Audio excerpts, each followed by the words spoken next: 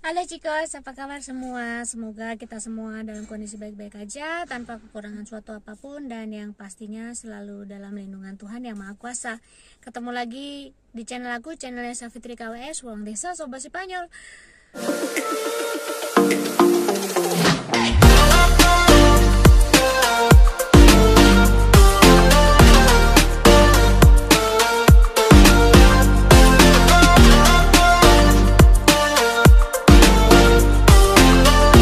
Hari ini aku mungkin dari kemarin-kemarin aku udah menyebutkan beberapa kali mengenai kecelakaan kerja yang pernah aku alami dan kenapa sampai saat ini aku masih maju mundur untuk kerja. Salah satunya adalah karena itu gitu. Jadi aku mau cerita sama kalian pengalamanku waktu aku mengalami kecelakaan kerja. Aku sendiri sih sebetulnya mungkin ada nanti beberapa hal yang aku sebutkan, tapi mungkin aku agak kesusahan untuk mencari pembandingnya dengan Indonesia. Tapi aku akan mencoba untuk menjelaskan supaya kalian bisa mengerti kondisinya gitu ya. Jadi waktu itu kejadiannya sekitar bulan Juni tahun 2019 gitu. Di bulan Juni itu aku udah kerja di salah satu panti jompo, itu di ruangan psikogeriatrik gitu. Jadi di ruangan yang menangani lansia yang dengan gangguan psikis juga gitu. Jadi misalnya dengan demensia atau Alzheimer gitu, itu dirawatnya di ruangan aku. Nah, singkat cerita, aku lupa tanggalnya tanggal berapa. Kalau nggak salah sih masih di awal-awal bulan Juni ya. Aku nggak ingat terlalu, maksudnya nggak ingat banget gitu, tapi kurang lebih sekitar awal-awal bulan Juni tahun 2019. Aku dinas pagi. Jadi di ruanganku itu dibagi kelompok pasien 1, kelompok pasien 2, kelompok pasien 3 gitu. Nah, pada saat itu aku kebagian di kelompok pasien 2. Nah, kelompok pasien 2 ini terdiri dari 6 pasien, dan 2 itu pakai grua. Grua itu semacam alat yang membantu kita untuk bisa ngangkat pasien gitu. Ada 2 jenis, yang diselipin di ketek itu biasanya cuma supaya membantu pasien berdiri aja, tapi ada juga yang grua yang seluruh badan yang bisa ngangkat pasien semuanya, seluruhnya. Jadi biasanya untuk mindahin tempat tidur atau mindahin pasien dari kursi roda, dari tempat tidur ke kursi roda, itu lebih gampang gitu. Itu biasanya grua yang seluruh badan itu biasanya dipakai kalau memang pasiennya sudah tidak bisa melakukan apa-apa gitu ya, tidak ada bantuan apa-apa dari pasien itu. Kalau pasien yang masih bisa berdiri, kita biasanya bantu pakai yang diselipin di ketek itu gitu. Nah, pada saat itu mandiin pasien. Sebetulnya ini pasien dia bisa berdiri, cuman terkadang ini pasien ini tuh suka kayak menjatuhkan diri gitulah. Nah, salah itu sih sebetulnya bisa dibilang ada salahku juga sih, karena pada saat itu aku tidak mencegah itu dengan yang tadi aku bilang grua yang diketek itu. Dia bilang tenang aja, aku bantu, aku berdiri kata dia gitu. Ya udah, aku percaya karena memang biasanya sih memang membantu dan biasanya sih dia bisa berdiri gitu. Tapi ternyata pada hari itu dia pas lagi menjatuhkan diri gitu. Jadi dia berusaha untuk menjatuhkan diri. Akhirnya aku tahan karena memang posisinya dia pegangan pinggiran tempat tidur itu kan ada setrelnya gitu. Nah, dia pegangan situ, dia menjatuhkan diri, aku sempat tangkap. Jadi aku tangkap begini, nggak terlalu masalah tuh. Cuman pada saat memindahkan dari posisi dia berdiri di setrel itu ke kursi rodanya dia, itu dia berulah lagi. Jadi dia kayak nahan. Jadi kursi roda udah pas di belakang gitu ya, tapi dia tidak memposisikan untuk duduk, tapi malah memposisikan untuk nyerosot gitu. Jadi nah di situ aku nahan lagi. Jadi pada hari itu udah 2 kali aku nahan dia kan. Berarti untuk sekadar informasi, berat badannya itu sekitar 80 kiloan gitu. Jadi hampir 2 kali lipatnya dari berat badanku gitu. Terus setelah itu aku berhasil manggil temen untuk bantuin ngedudukin dia di kursi roda. Udah selesai. Terus sekitar jam setelah sarapan, terus kita ada kegiatan segala macam bla bla bla, itu biasanya sekitar jam 11 setengah 12 itu kita juga harus bawa mereka ke toilet. Untuk yang pakai pampers harus ganti pampers. Kalau misalnya yang memang masih bisa nahan sphincternya gitu, itu biasanya kita tawarin untuk ke toilet gitu ya. Jadi pada saat itu kembali lagi dia berulah lagi di toilet. Dia nggak mau dibantu. Dia mau hanya dibantu satu orang. Terus ya kembali lagi, sebetulnya di situ ada andilku juga, salah juga gitu. Kenapa terlalu percaya sama pasien gitu. Pada saat kejadian itu juga akhirnya aku dibilang sama temanku, kenapa kamu percaya sama pasien, sedangkan pasien itu maksudnya udah berkali-kali bikin masalah kayak begitu gitu loh. Dia bilang iya tapi ternyata enggak gitu, dia nggak bantu. Itu kejadian itu adalah yang pertama kalau kena ke aku ya. Cuman teman-teman yang lain tuh ternyata udah pernah mengalami juga seperti aku, cuman mungkin pada saat itu memang waktunya aku untuk cedera kali ya. Teman-temanku nggak sampai cedera gitu, tapi aku kena sampai cedera. Nah pada saat itu di toilet itu aku bantu dia untuk duduk dan berdiri dong dari toilet. Pada saat mau dipindahin ke kursi roda, dia pegangan ke ada rel yang di samping toilet itu kan. Dia udah pegangan di situ, tapi masalahnya pada saat aku mau dudukan dia malah nahan di situ, jadi kan nggak bisa aku dudukin gitu. Nah pada saat itu dia nggak kuat lagi, jatuh, aku nahan lagi. Ya udah, setelah itu di sini tuh langsung kerasa sakit banget.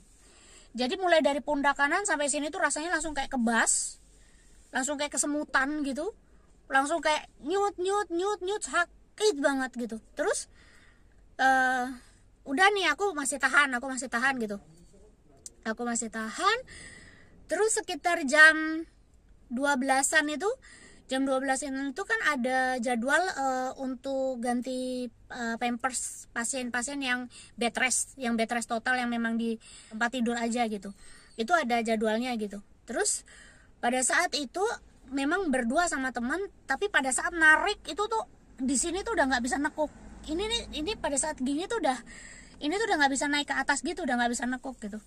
Aku langsung bilang sama temanku, aduh ini kayaknya aku udah nggak bisa lagi nih, aku udah nggak bisa lagi gitu. Terus temanku bilang, ya udah kamu langsung lapor aja ke perawat, dia bilang gitu, supaya nanti dibikin surat rujukan ke Mutua. Mutua itu adalah instansi yang menangani kecelakaan kerja gitu-gitu deh. Mungkin kalau di Indonesia semacam jam sostek gitu ya. Cuman kalau di sana di Mutua itu ada kliniknya tersendiri gitu. Jadi kalau untuk kecelakaan kerja seperti aku yang bukan yang menyangkut nyawa gitu ya. Karena kecelakaan kerja itu kan sebetulnya pada saat kita berangkat kerja sama kita pulang kerja itu pun termasuk, kalau misalnya terjadi kecelakaan di jalan atau apa, itu kan termasuk kecelakaan kerja juga hitungannya gitu. Nah jadi pada saat itu aku langsung disuruh lapor ke perawat. Cuman karena kebetulan aku kan anak baru pada saat itu, aku kan baru kerja di bulan Maret ya, itu kejadian di bulan Juni gitu kan, jadi masih baru gitu kan, aku jadi kayak nggak enak gitu, masa iya sih aku baru kerja terus tiba-tiba kayak begini gitu. Terus temenku bilang, pokoknya kamu harus lapor ke perawat, kalau nggak nanti aku yang laporin, kata dia gitu. Terus temenku ini ngelaporin ke perawat, dia bilang ini dia cedera lah, intinya dia sakit gitu. Terus kata perawat, udah kamu langsung ke Mutua aja gitu. Tapi sempat dicek dulu sama fisioterapi yang di tempatku kerja itu kan, memang ada petugas fisioterapinya. Terus ternyata petugas fisioterapinya bilang ini harus ke Mutua, dia bilang gitu. Ya udah, akhirnya aku pergi ke Mutua. Di sana di Mutua aku dikasih surat izin nggak kerja gitu, kurang lebih sekitar 3 hari.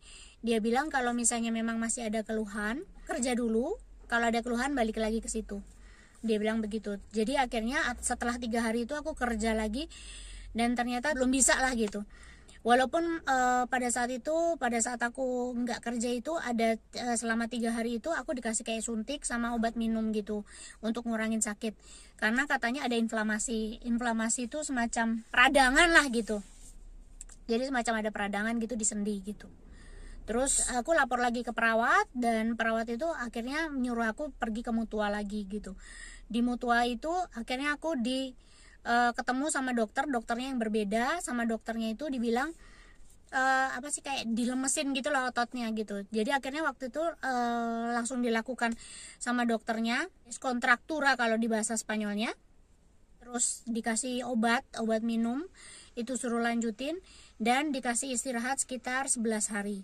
Dia bilang kalau misalnya setelah 11 hari aku harus datang lagi ke situ untuk kontrol. Kalau misalnya sebelum itu ternyata makin sakit, harus datang juga ke situ. Dan dia bilang kalau misalnya aku mau lanjutkan dengan fisioterapi, nggak masalah juga. Setelah 11 hari aku datang lagi kontrol ke situ, dikasih waktu 2 hari lagi, akhirnya aku baru mulai kerja lagi. Sebetulnya kalau dibilang pada saat aku mulai kerja lagi itu banyak kesempatan yang aku sebetulnya menahan sakit gitu di pundak aku. Bisa dibilang pundakku ini belum sembuh secara 100%.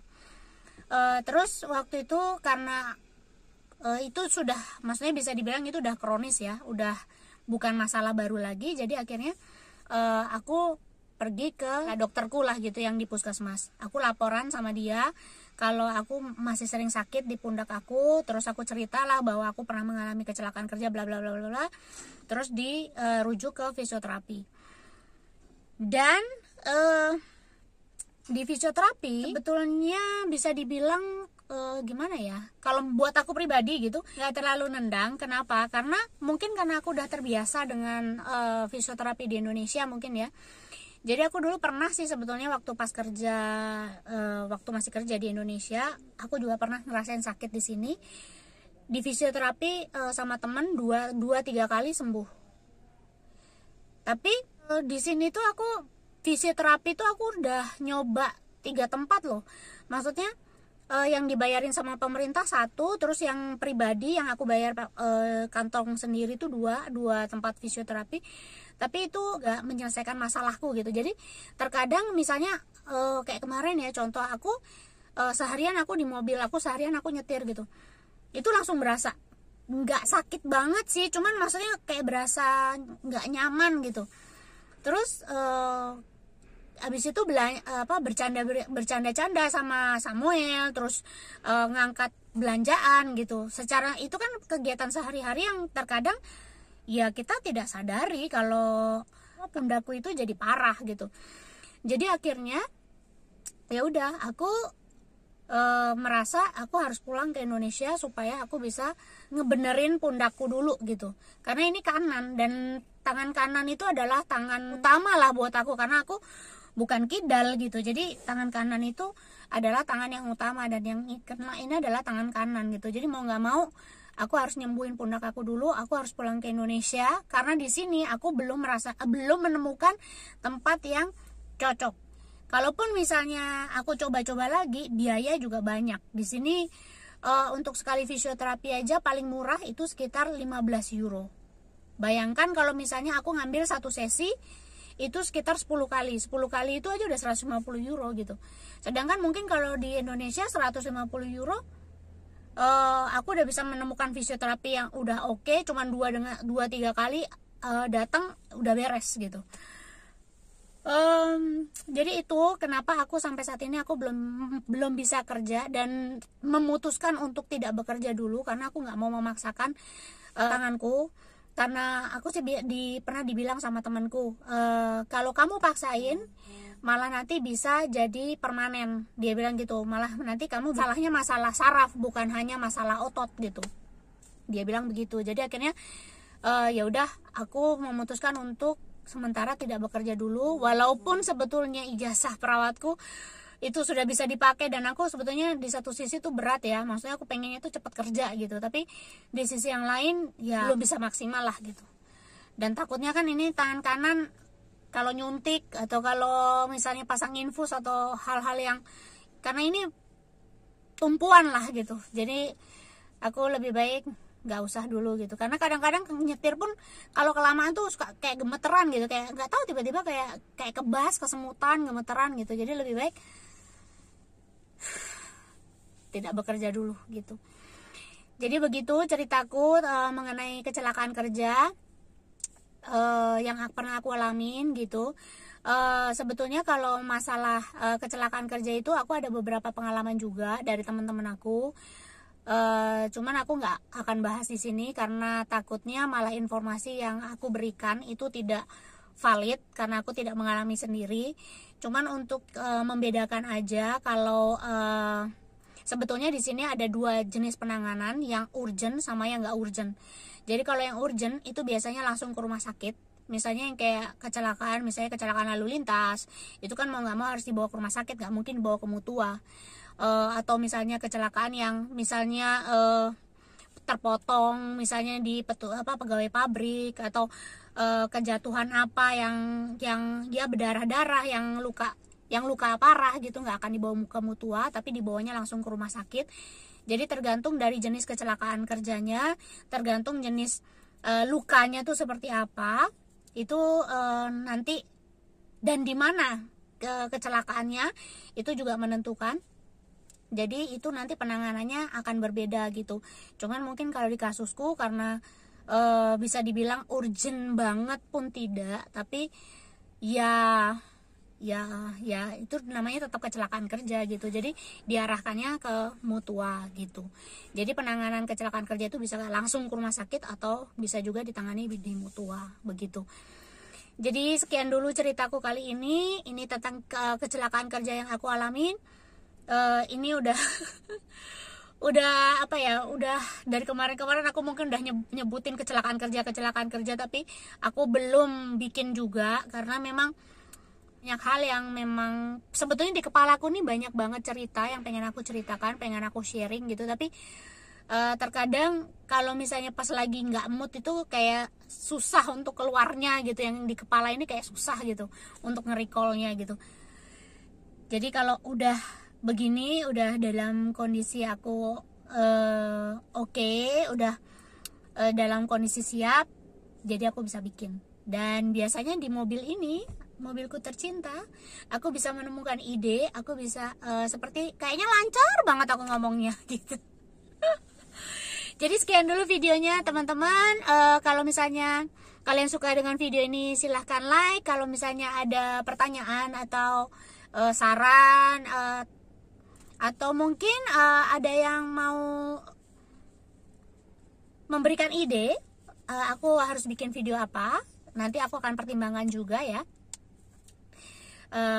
Aku akan bikinnya seperti apa. Dan jangan lupa komen, ditaruhnya di kolom komentar ya, yang tadi, yang ide, saran, dan pertanyaan itu di kolom komentar. Jangan lupa share dan subscribe. Sampai jumpa di video selanjutnya. Makasih ya udah nonton video ini. Dadah.